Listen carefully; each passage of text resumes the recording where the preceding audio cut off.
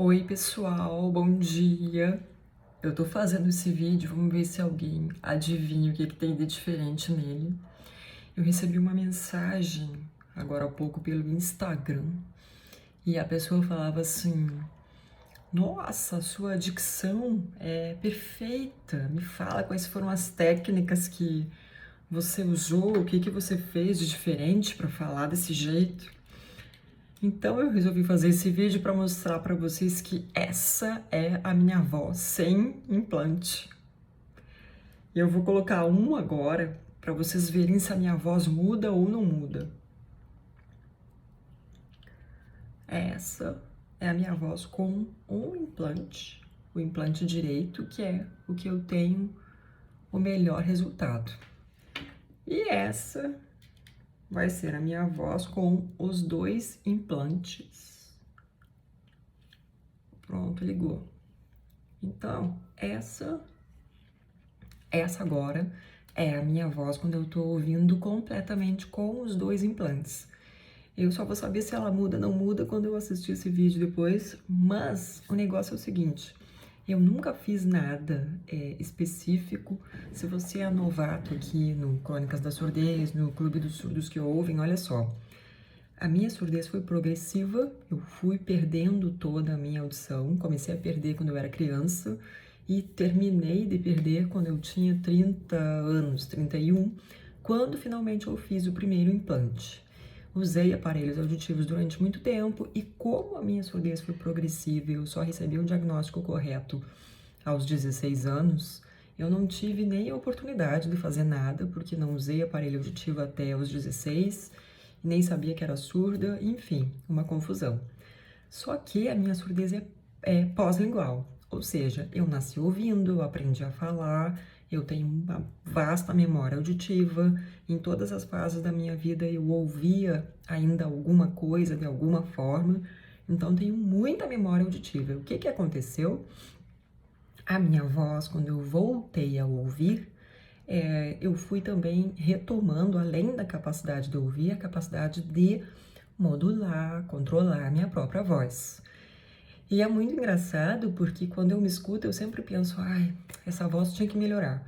Mas eu sei que eu cheguei assim, aonde eu posso chegar em termos de voz, porque eu também cheguei aonde eu posso chegar em termos de audição.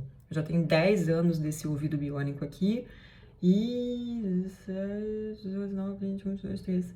E eu sou péssima de matemática. E 7 anos deste aqui. Então, eu não vou ouvir mais do que eu consigo escutar com eles. O resultado dos dois é diferente. Mas a questão na voz, acho que eu já contei essa história para vocês. Busquem aí nas redes um vídeo que eu fiz, acho que foi o ano passado. Falava voz de surdo, que é um pouco contando isso aí, que quando eu não sabia, ninguém nunca me falou, e eu nunca busquei essa informação, até fazer o meu implante coclear, eu não fazia a menor ideia que a minha voz era diferente, eu só fui descobrir isso quando, deve ter sido lá por 2010, 2011, eu postei um vídeo no meu YouTube, eu tinha outro site, nada a ver com surdez, antes de ter o Crônicas, e várias pessoas que não me conheciam, deixaram uns comentários horrorosos, assim, meu Deus, que voz horrível, parece que essa pessoa tem um osso de galinha entalado na garganta. E aquilo pra mim foi muito chocante. Por quê?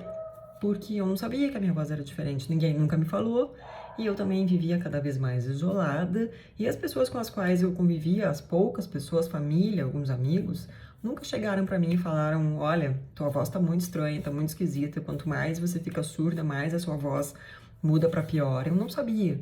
Então eu acho que essa questão da voz é algo a se pensar quando você está no armário da surdez, acha que engana alguém, acha que as pessoas não percebem a sua surdez, não percebem a sua voz. Não tem problema nenhum que elas percebam, entende? Dependendo do grau de surdez que você tiver, se você fez reabilitação auditiva ou não, a sua voz vai ser diferente mesmo, e é isso aí. Eu tô falando isso justamente para quem perde tempo e energia achando que disfarça de alguém. Não disfarça. E fiquei lembrando aqui também que a minha voz poderia melhorar se eu operasse o nariz, só que eu fujo disso e não opero, porque tenho desvio de septo, respiro muito mal, meu nariz é pinçado, então para eu respirar, só se eu faço assim, ó, aí o ar entra. Então eu sempre quando eu falo, eu tenho a sensação de que o ar bateu em alguma parte do meu nariz e voltou. Ó, eu tô mudando o mapa desse aqui porque ele não tá no mapa certo. Agora tá. E é engraçado, quando muda de mapa, parece que a voz... Muito doido isso. Por isso que eu digo para vocês, façam mapas regularmente no seu implante coclear. Só assim você vai evoluir em todos os sentidos. Não adianta fazer mapa uma vez a cada 6 meses, especialmente se você tá no início aí da jornada de voltar a ouvir com um ouvido biônico. Fiz nessa época do vídeo do YouTube aí, que eu fiquei traumatizado com os comentários, eu fiz algumas sessões de fonoterapia. Só que naquela época, o que aconteceu? Eu já estava na surdez profunda, eu não vislumbrava a menor possibilidade de fazer um implante coclear, então eu me irritei com aquilo, porque eu lembro que eu ficava fazendo os exercícios no carro, voltando do trabalho, e eu pensava, cara, eu já tô na surdez profunda, não vou voltar a ouvir. Por que eu fico fazendo isso? Ó, se a minha voz é diferente. Eu entrei numa vibe, assim, irritada, sabe? Porque não é fácil fazer fonoterapia. Se você faz, você sabe que é uma terapia como qualquer outra, é cansativa, é quase uma fisioterapia da boca, do cérebro, enfim. Não é tão simples.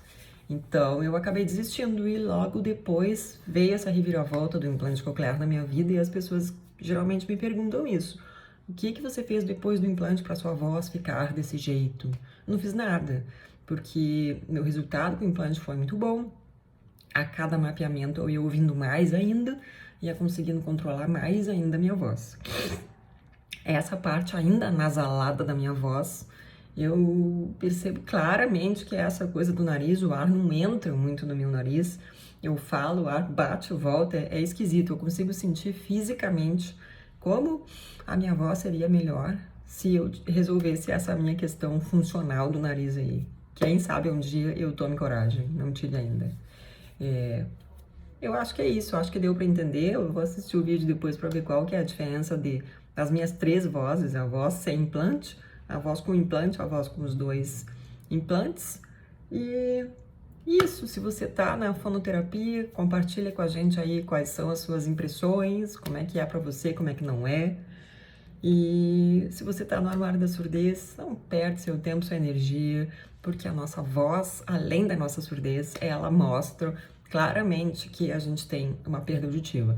É muito engraçado porque depois que eu voltei a ouvir com os implantes, eu consigo identificar pela voz das pessoas o tipo de perda auditiva que a pessoa tem. Eu acho que eu já contei essa história também. Uma vez eu estava num processo seletivo e a recrutadora, no armário da surdez em agudos, ela começou a falar. No final da entrevista eu falei pra ela, posso te fazer uma pergunta? Ela, claro. Não, minto. Ela falou assim, eu vou te contar, eu também tenho uma perda auditiva. Aí eu falei, posso te falar uma coisa? Não vai ficar chateada comigo? Ela, não, meu Deus. Eu percebi desde o primeiro minuto da nossa conversa que você tinha uma surdez em agudos por causa da sua voz. Então é engraçadíssimo que as pessoas só vão descobrir como a sua voz era diferente e como todo mundo percebia que a sua voz era diferente quando elas voltam a ouvir. Foi assim que aconteceu comigo. Eu lembro que eu sempre tinha essa ideia, assim, ninguém percebe, a voz é diferente. Não tem problema nenhum que a voz seja diferente. E mais uma vez, eu tô falando isso só para aquelas pessoas que ainda ficam naquela ilusão de se enganar, de achar que enganam os outros, sabe? E acho que é isso. Voz de surdo que ouve, voz de surdo que não ouve nada, com um implante, com 2 implantes, sem nenhum. Um beijo pra vocês e boa semana aí, turma surdos que ouvem.